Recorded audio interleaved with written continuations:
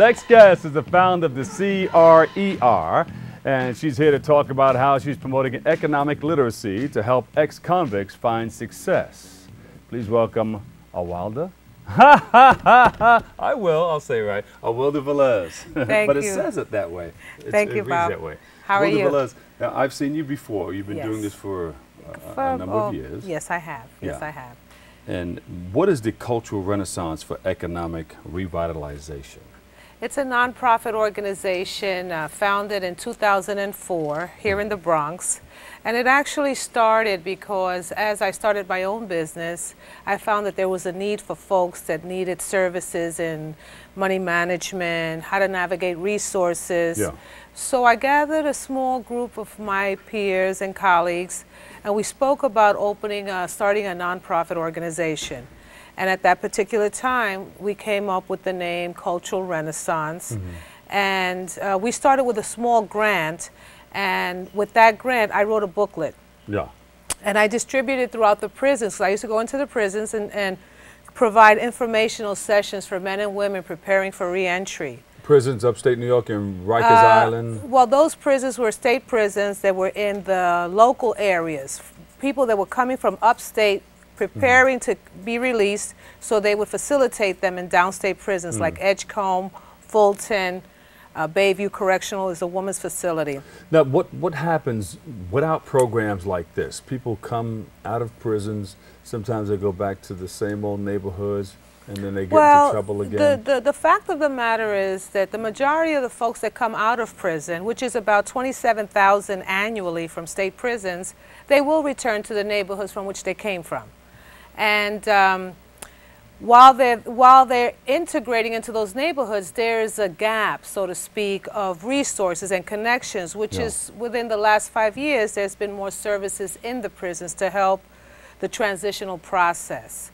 And in that process, I've been a champion for education. I'm an educator by profession. And I believe that if a person knows basic skills in money management, they help prevent them becoming victims of prey, of predatory lenders, of scams. Because just because you've been in prison does not mean, number one, that you don't want to re-enter society with the good intentions of doing well, but you also do not want to become a victim of a scam. And there's a lot of identity theft, there's a lot of scams. Not only scams, but to get right back, get trapped off again into that same thing that got you in jail. And it could happen to anyone, whether you've had that prison experience or not, because financial literacy is for everyone. Yes. In the last 2 years, I developed a project called FITS, From Incarceration to Success. It wasn't a tell-all story on how to become successful when you come out of prison, but it was a platform for men and women who had completed long prison terms. I'm talking 15 years and plus.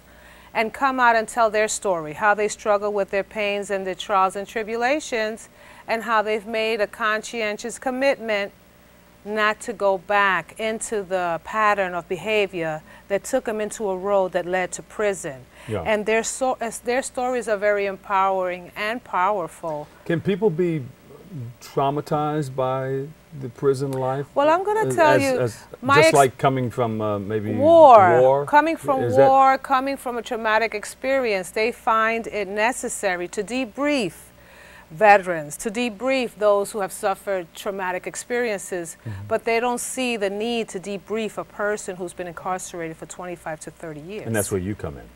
I don't come in at that point, but I recognize that there is that need. And if they come through my path, I realize that debriefing creates positive engagement. The gentleman that sat here before me spoke of the fathers and that there's no excuses. But how do you push a person who has traumatized themselves with issues that they've not had no one to talk to or even to expose that part of them? I mean, we all have our traumatic experiences, and some of us are more fortunate than others. And I believe that if you exclude that piece, you are missing a big part of the picture.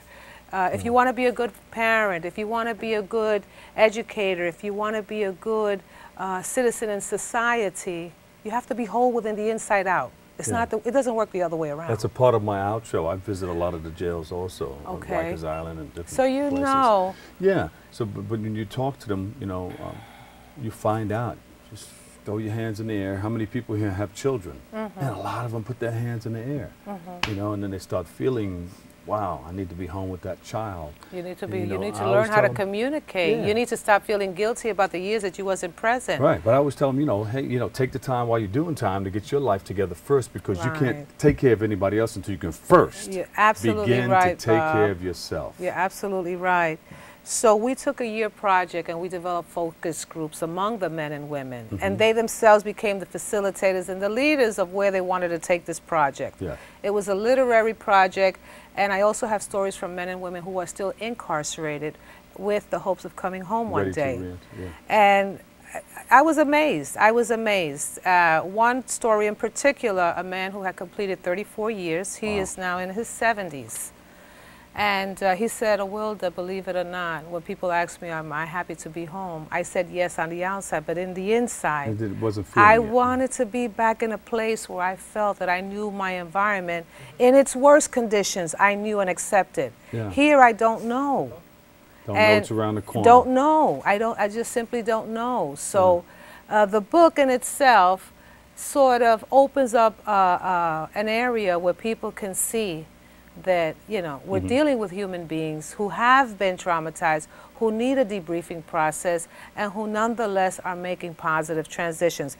And I added a financial literacy piece to it because this is my area. So we compile this, and it's called FITS. And as I said, Bob, we're an all-volunteer organization, so we do need sponsors, we do need donors, because we want to put those books inside all the prisons. And that's going to take dollars. So our website is www.cre.org, and you can always reach us through your station. And our phone number is 718-823-2573. And we're all volunteer. I mean, you know, I do this from the heart, and I really truly believe that if you don't have any goodness in your heart to do good, then what are you here for? So you have people in here who have been in prison, who have told their stories. Absolutely, absolutely. And it was a wonderful project. Alex Cruz, he's in here. Right.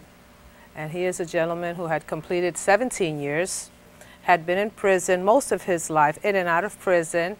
And now they tell what they've done, what they were in prison for. What they went to prison for. Wow.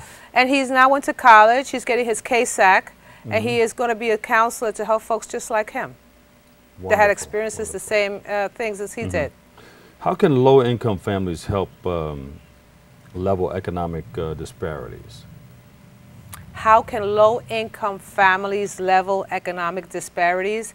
Well, I would rephrase the question and say that we have to do more to level the disparities for low-income families, because we're living in a society where I honestly live to see the day that the last are the first right about now. As you see, those who have had comfort zones for so long are now so traumatized that you have poor people that have gone to churches knocking on their doors, giving them a can of food to eat. You see, so these are the times that we're living in, and it doesn't take much to understand that you have to be money savvy in these particular times. You don't have to have a high income. You don't have to have a lot of anything but some common sense and stay grounded enough to understand that you have to set your priorities. What about the person in jail that says, you know, well, I committed a felony, or, you know, nobody's going to hire me? Well, I think honesty is the best policy, number one.